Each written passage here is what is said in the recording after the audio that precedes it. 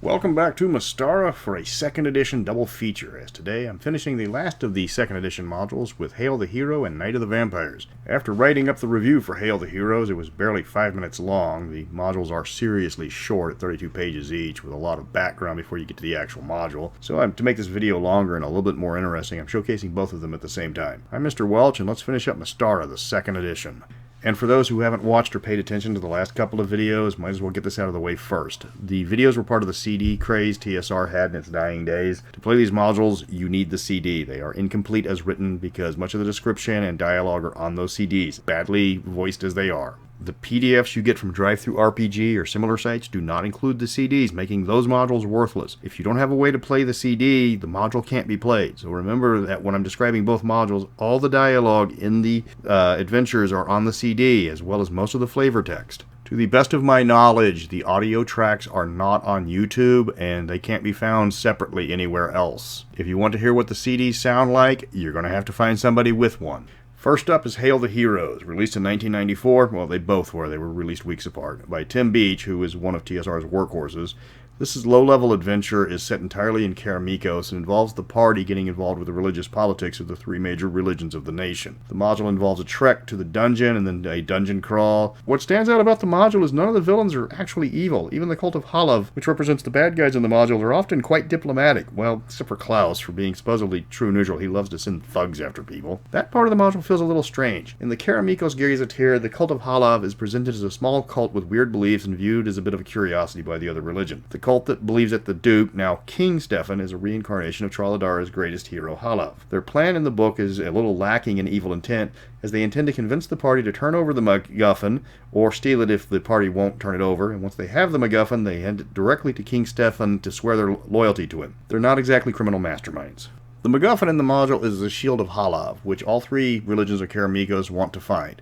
The Church of Tralladara considered a relic, and that's the group that hires the party. The Church of Karamikos wants to use the shield to unite the Thracian and Tralladaran peoples under the rule of King Stefan, and the Cult of Halav wants to hand it directly over to him as a show of their loyalty. None of the groups are evil, even the cult that is derided by previously published books, and all of them make a strong case for their cause. Of the three clerics loyal to the cult, two are neutral good and will gladly explain their religion. Only the third member of the cult will turn violent if the party tells him no. The others simply try to persuade the party through diplomacy. Compared to the one fanatical member of the cult, the main member of the cult that you will be talking to is Jenna, and she is a genuinely nice person who will try to convince the party of the validity of her cause. It does make for an interesting adventure when one of the main villains actually is friendly to you and bears you no ill will. The resolution of the module kind of feels like the question of, do you take your award-winning green bean casserole to the Baptists, the Methodists, or the Presbyterians? You don't make any lasting enemies in the module, just two of them are going to be disappointed in your choice when all is said and done. The module isn't hard. The toughest monster, I think, is a Grey Ooze. There's a werewolf, but she's presented more as a sympathetic cursed character than an actual villain. The module is in two parts. First part is the investigation section where you try to find the lost temple. There's a few low-level monsters here and there, but nothing really to threaten the party. While the module isn't difficult, it is a great source book for the religions of Karamikos. The module ties into the Dragonlord series of novels, mentioning Felvin, the hero, and several of his companions. I forced my way through that book series, and when you hear someone say they forced their way through something, that's a danger sign. The modules were set in the Proto-Glantry area when the Flemish ruled the nation and called it the Highlands. The novels were a slog as nothing happens of note. You never get a sense that the main characters are in any danger whatsoever. If your party hasn't read the novels, don't worry, they're not missing anything. The module also throws some shade at the Penhaligon novels and their numerous continuity issues, but you don't have to read those books to understand this module either. Of special note is the art. Paul Jacques does the cover art. It's top-notch, no complaints. The interior art is done by Daniel Fraser, and it's incomplete. I mean that literally. Most of the interior art is all line art, except for one small part that's colored in. There's an ambush on page 21 where the only thing in color is a single shield. Another NPC is in black and white, except for her hair, which is red. This trend continues in Night of the Vampire, which is even worse, and it shares the same artists. I don't know why the editor went with this style, but it is a bit jarring. The module is expensive. Cheapest I could find a box online is $50. People want $70 and up usually. There's a PDF for just a few dollars but no CD. If you want to read the book for the background on the churches, just get the PDF. If you're a collector, wait on eBay for a good price, but you're going to have to be patient. If you're Wizards of the Coast, just put the bloody audio files online. I know they're an old shame and the voice acting has been mocked for decades, but that's all on TSR, not you guys. You guys are cool. You guys can release the audio tracks. Releasing the PDF without the audio files needed to play is no bueno. If you want, I'll rip my CDs myself and I'll send you the audio files if you want to put them up. Not a violation of copyright if you're sending the files to the copyright holder. You guys put up the orange copy of Palace of the Silver Princess, one of the rarest modules ever made, for free. Surely you can find it in your heart to put up some audio files from some long dead books that you can't play without the audio files.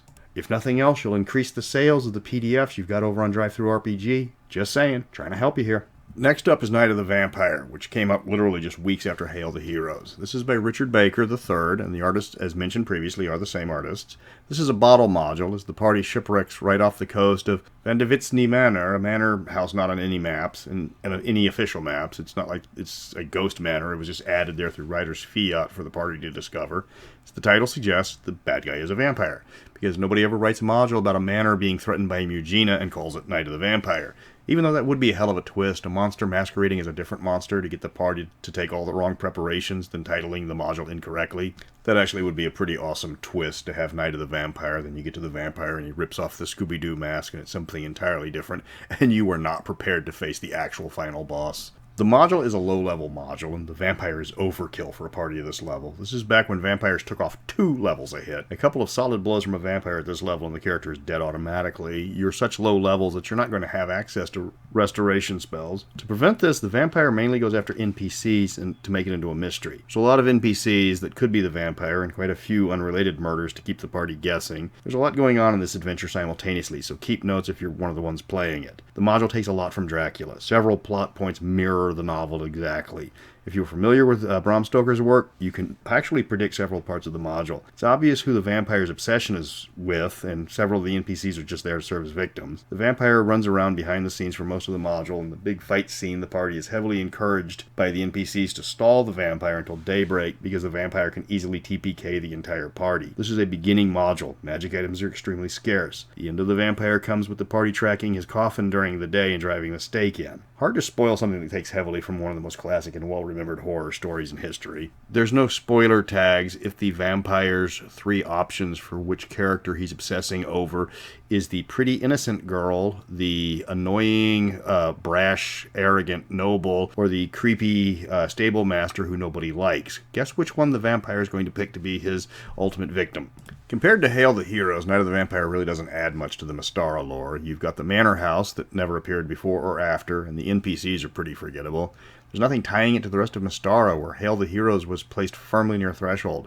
It's just a generic adventure that requires you to run from the bad guy and survive until he's vulnerable. It's a mystery for about 60% of the module, then the villain goes ahead and reveals himself while the party's still trying to figure out who he is. That was kind of a letdown. Night of the Vampire is a lot cheaper than Hail the Heroes. It goes for about $40 online complete. You can get the PDF, of course, but there's no reason to. You're not going to get this module for the source material. It's the lesser of the 2 modules. The bad guy is a bit gimmicky, and there's not a lot of treasure. Though the XP you get for killing a vampire at level 3 is enough to level up several players. If you're a collector, just scope out eBay for a bargain. That wraps up the 2nd edition modules. The CD gimmick didn't work, but I've said that repeatedly. Hail the Heroes is worth a read just for how the 3 churches interact with each other. Night of the Vampire is a forgettable murder mystery that's at least quick to play.